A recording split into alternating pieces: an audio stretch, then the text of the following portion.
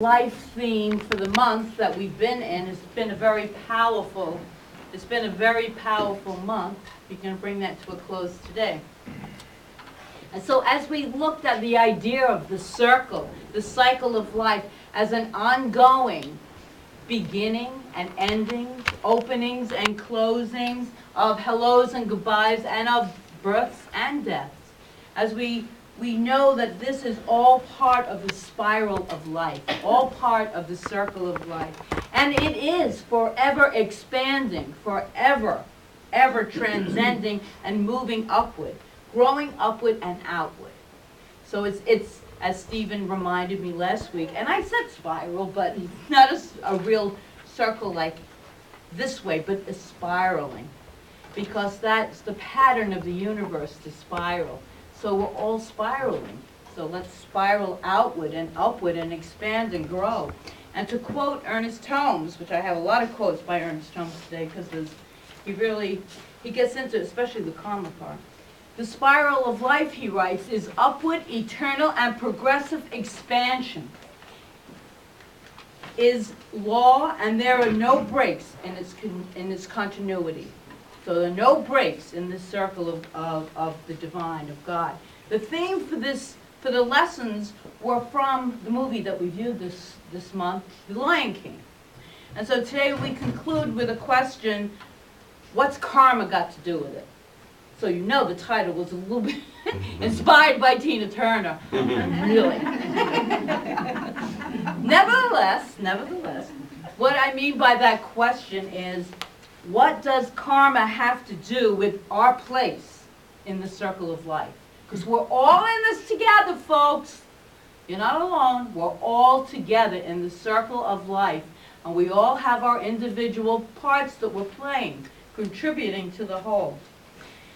So, before we explore that question anymore, we better define what karma is. So I have a definition, and it is the force generated by a person's actions, held in Hinduism and Buddhism to perpetuate transmigration and its ethical consequences to determine his destiny into the next experience. Now, I did not make that up. That is from Webster's Collegiate Dictionary.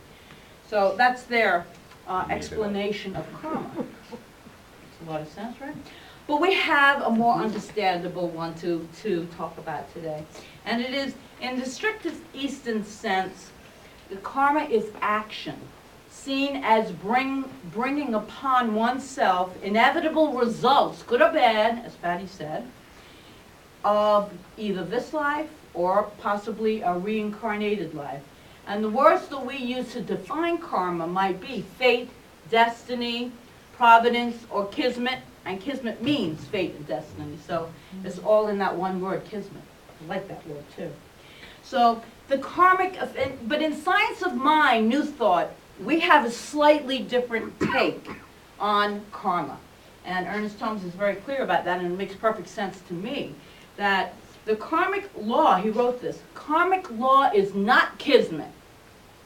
It is not fate, but it's cause and effect. Cause and effect. And he also says, kismet we believe not in. In karma, we have to accept, but not necessarily through a cycle of reincarnations. Karma is the seat of action and reaction. Suppose we say that there is a window and a ball is about to go through that window at a mile a minute. He's writing this. The window is going to be broken by that ball going through it.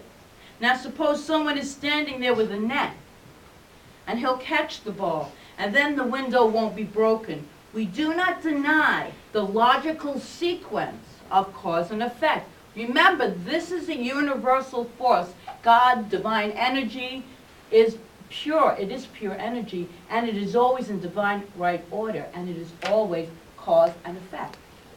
Cause and effect. We're going to get into that today. So the bottom line is this. Karma is an experience that we have in this moment as a result of choices that we have made prior, consciously or subconsciously. Lots of times, that's why we say, well, I didn't think this. This is not a conscious choice. Because it's unconsciously, we're always creating, we're creative beings. Anything that's taken place in our life, somehow we've attracted to us or we've caused it. The way out of it, folks. We're responsible for, I tried for many years to sing, I don't believe that. You know what? It's through our reaction, our responses to things that take place around us, that then we create the next moments, cause and effect.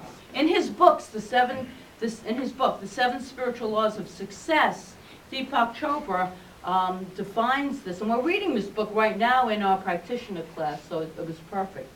He says, whether you like it or not, everything that is happening at this moment is a result of the choices you've made in the past. Always. The Persian poet Khalil Gibran says it this way: we chose our joys and sorrows long before we experienced them. And Ernest Holmes says, the law of cause and effect works sometimes with apparent slowness, but always with sureness. So it might not happen right away, but be sure. Be sure the effect will take place, because it always does. So when we explore the concept of karma then, the thing to talk about is really what kind of choices are we making? As we're moving forward, as we're evolving, as we're expanding on our path into this divine part of us that is always, and it is always unfolding. Divinity is everywhere. God is everywhere, and we are creations of this one life. So therefore, the essence of the divine is always creating through us. Are we allowing it to shine? As the songs so reflected, are we allowing it to shine, to come through, to direct and guide us? In fact, our choices don't just affect our experiences, they affect the experiences of everyone around us, okay? Because we're in a cycle, because we're all interconnected. We're all a part of each other. Whether we like it or not, we are all a part of the unity of life. There is truly no separation. We just perceive it through our human eyes. So we go back to the Lion King then. And the lion cub, Simba, made the choice to leave his home and his family and to abdicate his rightful place as king of Pride Rock. And because he did not take his rightful place, his uncle Scar, remember Scar? Just saw the movie. Under Scar's rule, though, the whole village, the whole community experienced mass chaos, and it was starting to die away. It was starting to die away. And what a powerful illustration of karmic ripple effect occurs when one person does not take his or her rightful place in the circle of life. Because we all have a place. So let's spend a few minutes looking at the idea of the choices we make. First, we're going to talk about the unconscious and the conscious choices that we make today that impact our tomorrows. So always in the now, remember that, back to the now, create consciously in this moment what you want to experience. That's why the vision boarding is so perfect for us to deepen into, to have fun, to be creatively playful with, because we're going to create some wonderful things that we want. Don't you want to create what you desire in life? Yes? Yes. I know I do. And then, after that, we're going to look at two ways that we make choices, and they can shift the direction, the effects that we are experiencing from past choices that we might be going through today. So we're going to use those 2 points. So, choices made today, conscious and unconsciously. So we are constantly making choices. We're always making choices. And Ernest Holmes wrote, we cannot live a choiceless life. Every day, every moment, every second, there is a choice. And he also wrote, the power of choice with which we have been endowed is either our greatest blessing or our greatest curse. Properly understood, it can lift us to the heights. Misunderstood, it can drag us to the depths. We are free to choose anything which we wish. We have that freedom to create, to choose anything that we really want.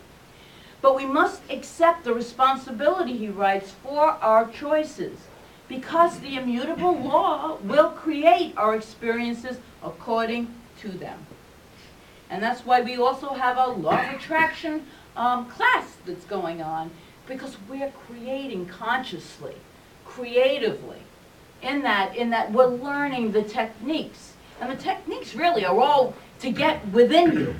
All of these spiritual techniques that we are learning in all these myriad of classes that we do are simply to get in touch with that creative force, that energy within us. It's there anyway. So a lot of the time we make choices unconsciously. And therefore, they don't seem like choices. These do not seem like choices, but they're experiences in our lives.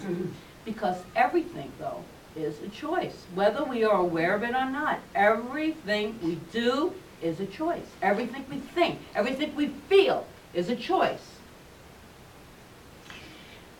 It's like the construction worker who sat down next to his co-worker, and he was eating lunch one day at their break.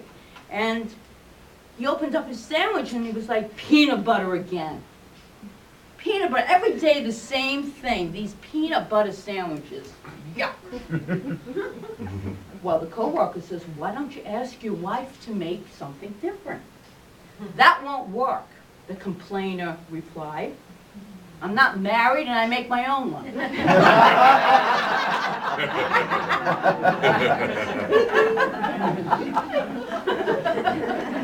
We make our own lunch most of the time. Get conscious, right? Get conscious, be conscious.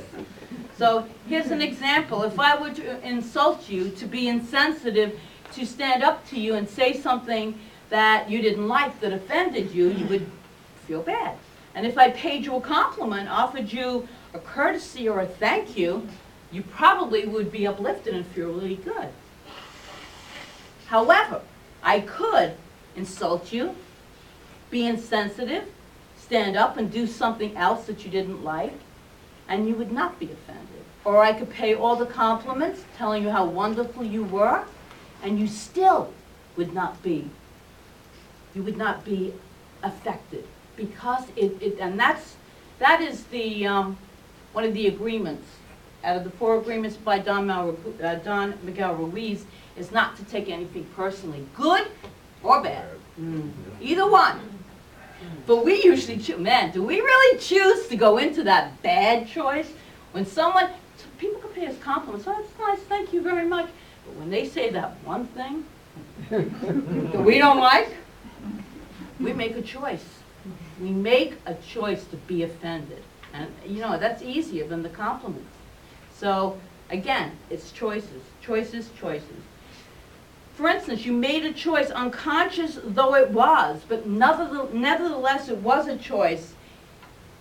And even though we are infinite choice makers, we have become bundles of conditioned reflexes that are constantly being triggered. They're always being triggered by people and circumstances into predictable outcomes of behavior. And you know that about yourself. I know that about myself. Somebody says something and it triggers an old conditioned response in me, something I chose a long time ago. I'm going to have a feeling about it. But now we can learn to re-choose, and to make it benefit us, These are all conditioned reflexes. And it's like the Pavlovian conditioning, where Pavlov, of course, is famous for demonstrating that if you give a dog something to eat every time that you ring a bell, soon the dog responds to the bell with the same, say this word, salivates. Oh, it's not salivacious. I don't even know if that's a word. But the dog, you know what I mean. The dog starts to salivate just at the sound of the bell because it's been It's been conditioned. It's been conditioned. The same as we've been conditioned with our thinking and our reactions. Not responses, but usually reactions to certain things in life. So if you step back for a moment and witness the choices you are making, as you make those choices, you become the witness then. You've heard of witness consciousness. Well, what the heck is that? It's the you in you, the divinity in you that is observing exactly what you are thinking and feeling and responding to. And just taking that act of witnessing is so powerful. It is so powerful because you become conscious of what's going on. You're not in that unconscious realm just simply reacting to everything. So this procedure of conscious choice, making and witnessing, is very empowering. And you know, because I tell you all the time, that this is a spirituality of empowerment, to allow us all to move into the true power that's within us. And that's how we make really good conscious choices. So one of the main topics that we teach here, as you know, is to become aware of what we're thinking, what we're feeling, because they both are creating. And that awareness is the empowerment. And that's when we truly become conscious, when we become aware. Awareness of what we're creating really moves us into creating our highest and best good. So when you make any choice at all, you can ask yourself this question: will the consequence of this choice that I'm about to make bring happiness? Bring happiness to me and to those around me? If the answer is yes, then go right ahead and do that. But if the answer is no, if that choice brings distress either to you or to those around you, the answer really is no. This is where we learn to listen to our physical body, the cells within us that are pure energy anyway. Everything is divine within us. And we listen to that because it will give us direction, it will give us knowledge, so we'll know if it's a good choice, because it'll feel good, or if it's not a good choice. And then we affect, it's that ripple effect. We affect everyone around us because we're all connected in this field of energy. And realize that the future place in this circle of life is generated. It's generated by the choices that you are making in every moment of your life. And I have a modern parable for you. There was once a farmer who each year entered into this corn contest in the state fair, and each year his corn won the blue ribbon. One year a newspaper reporter, very curious about how he always won, came to interview him. And the reporter was quite surprised at what he heard, what the farmer told him. The farmer said for years he had been sharing his prize-winning seed corn with all of his neighbors. And why in the world would you share your best seed corn with people that you're in a contest with? The reporter asked him. The same competition that you're in. And the reporter asked the farmer, don't you want to win? And the farmer says, yes, of course I want to win, but what I really want to do is to grow the best possible corn I can. And you see, and he explained this to the reporter, you see, when the wind picks up and swirls around the pollen of the ripening corn, and it goes from field to field. So if my neighbors then grow inferior corn, then that's going to affect the quality of my corn. So if I'm to grow the best possible corn there is, then I must help my neighbor grow the best possible corn. So the more you make your choices into the level of your conscious awareness, the more those choices will create a positive outcome and an empowering future for not only you, but for everyone around you, because your energy is like the corn, the seed corn. It's affecting everyone around you. If you want to live a great life, then you want to spread that to everyone around you so that It's in this flow of living this great life. And so, we move into the next part. The idea of choices, and this is the karma part. What about past karma? And how is it influencing you now? If you don't like it, this is the great part. This is what makes us really powerful. If you don't like it, you can change it. Good. But lots of times we feel like we're locked into something. We're locked into that belief. And so we don't change it. We just keep continuously repeating it over and over again. Well, Ernest Holmes wrote something about that. He said, we may change the trend of causation which has been set in motion at any time we decide to do so. And he also wrote, and this is one of his famous quotes, and I love this one, what thought has done, thought can undo. What thought has done, thought can undo. We can think a new cause, have a new effect. So if it is your desire to grow, to expand, to become more aligned with and engaged in that circle of life or the spiral of life, then there are two things that you can do about past karma. You can either transform it or you can transcend it. So transforming your karma. This is an interesting process in which you yourself ask yourself, and a lot of you know that I do this, and I know a lot of you do this. What can I learn from this experience?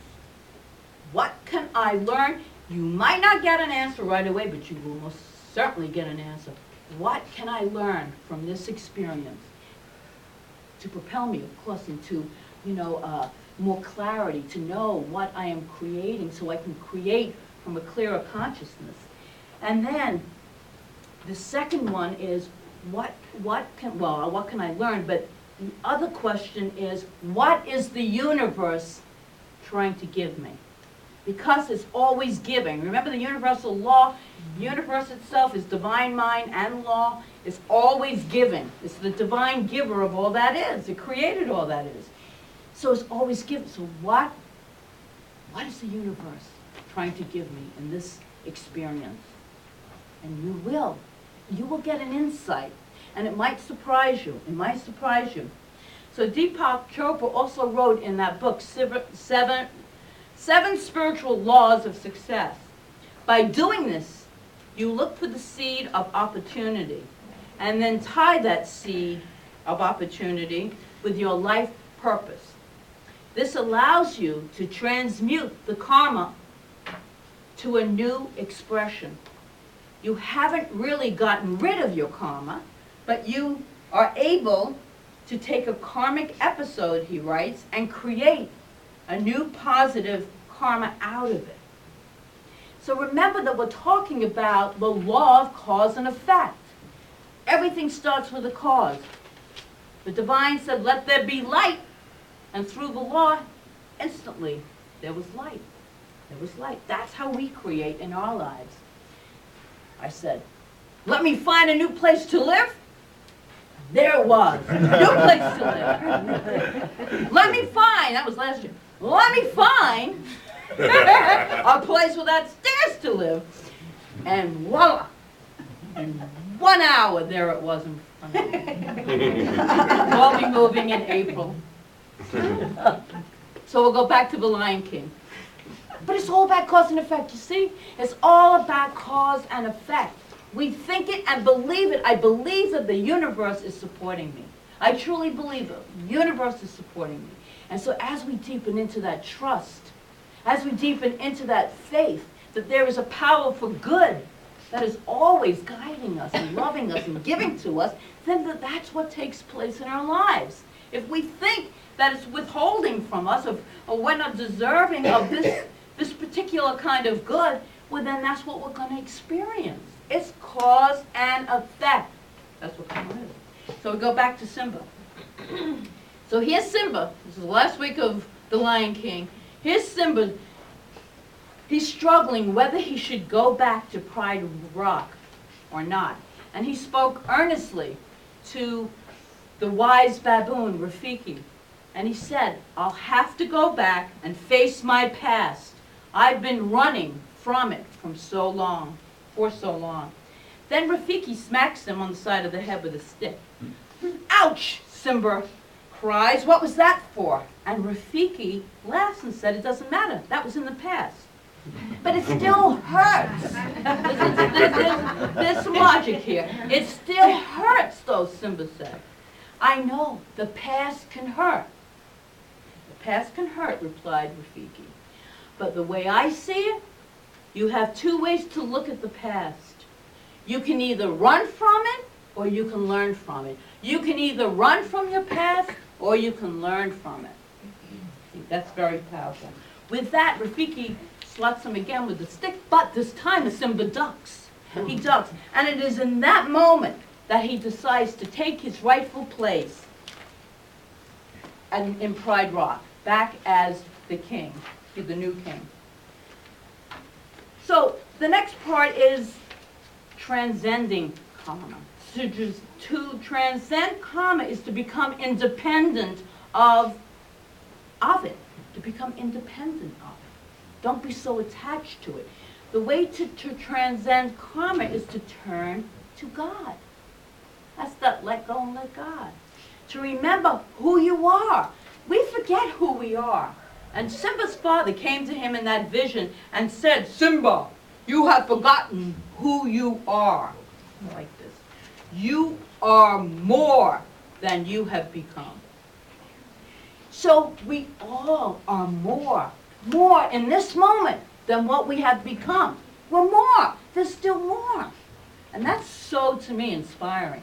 There's so much more good for all of us to really deepen into. So I'm going to skip over that. Creative Mind, again, by Ernest Holmes, one of our favorite books, yes? Do you realize that your karma, he writes, is nothing but your false thinking, and that the only way to escape it is to think the truth, and that brings in the higher law.